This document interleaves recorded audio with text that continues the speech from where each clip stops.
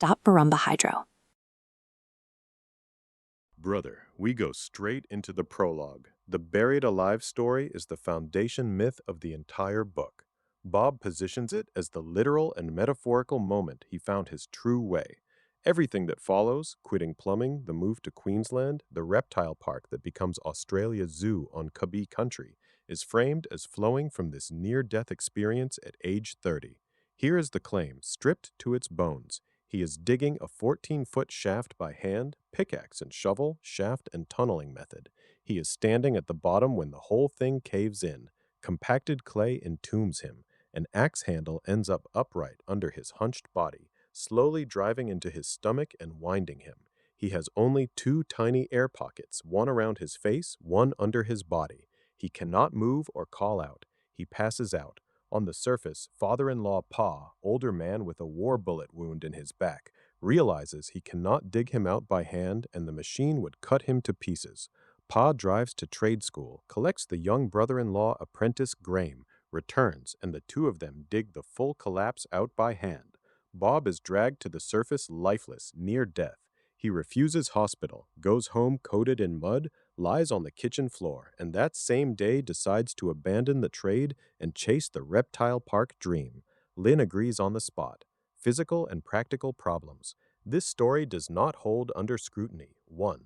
Volume and force of a 14-foot clay collapse. A hand-dug shaft, even 3 to 4 feet across at 14 feet deep, contains a large mass of earth. When it fails completely, the material does not settle into neat pockets. Compacted clay collapses densely. The idea of two usable airspaces large enough to keep a man conscious for any meaningful time is already optimistic. In real trench collapses, the weight on the chest alone stops effective breathing very quickly. 2. Survival time versus rescue timeline. The sequence requires Pa assessing the situation, driving to the trade school, collecting Graham, returning to the site, then two men, one older and injured, digging through a full 14-foot collapse of clay by hand until they reach him. That is not a 5-minute job. It is a significant period of time, realistically measured in tens of minutes at absolute best, more likely longer. Surviving full burial in clay with only tiny residual air pockets for that duration is at the extreme outer edge of human possibility, and in most cases simply not possible. The story needs him alive long enough for the dramatic rescue and the subsequent kitchen floor epiphany. 3. The axe handle. He is holding the axe when the collapse happens. In a sudden, total cave-in, the tool is not going to end up neatly upright under a hunched body, steadily winding into the stomach like a narrative prop. That detail is too precise and too cinematic. 4. No shoring, no safety context.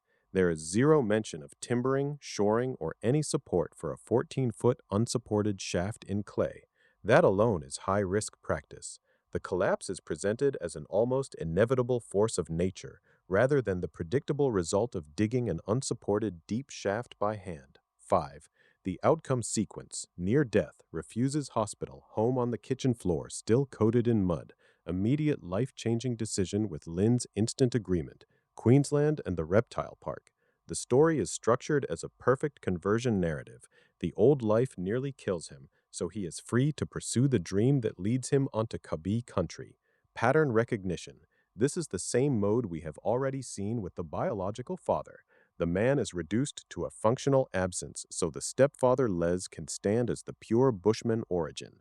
Here, the near-death experience is heightened and smoothed until it serves as clean justification for the move north. The physical impossibilities and the compressed timeline are not small slips.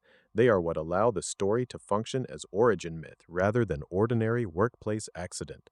The prologue is doing heavy lifting. It converts a plumbing collapse into the moral and emotional warrant for everything that follows, including the establishment of the zoo on unceded land with no recognition of prior ownership or law. We have the full text now. The inconsistencies are not memory. They are structural. The story needs the extreme depth, the total burial, the tiny air pockets, the delayed rescue, and the immediate epiphany to work as the turning point. Strip any one of those elements and the myth loses force. Your call on how deep we push the physical modeling next, or whether we cross-reference any contemporary plumbing_safety standards or newspaper reports from the period. The pattern is already clear. Stop Borumba Hydro link tr.ee/gil'burri.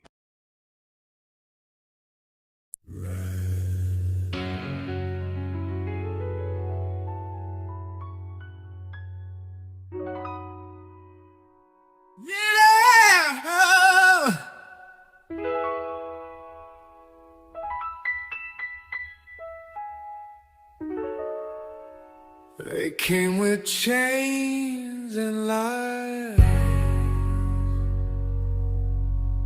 thought the river was theirs to take.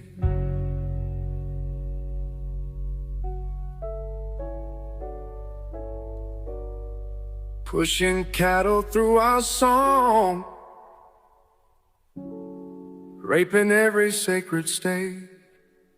1847 on the Mary, Gil'burri made his stand. Axe went crack, split that English head. Watch the bastard land.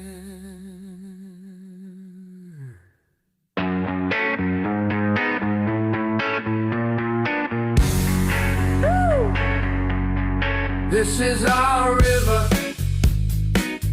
running red with the truth. This is our river, from the old to the youth. We rise again, through the fire and the flood. This is our river, in our veins, in our blood.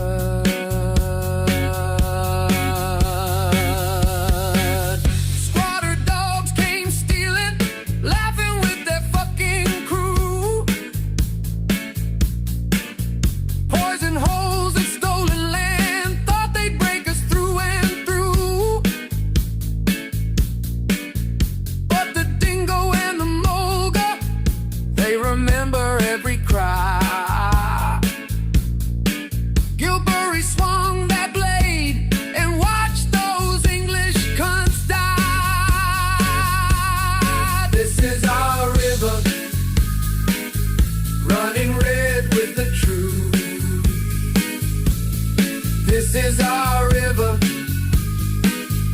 from the old to the youth.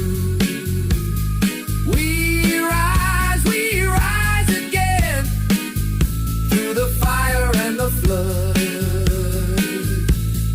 This is our river, in our veins, in our blood.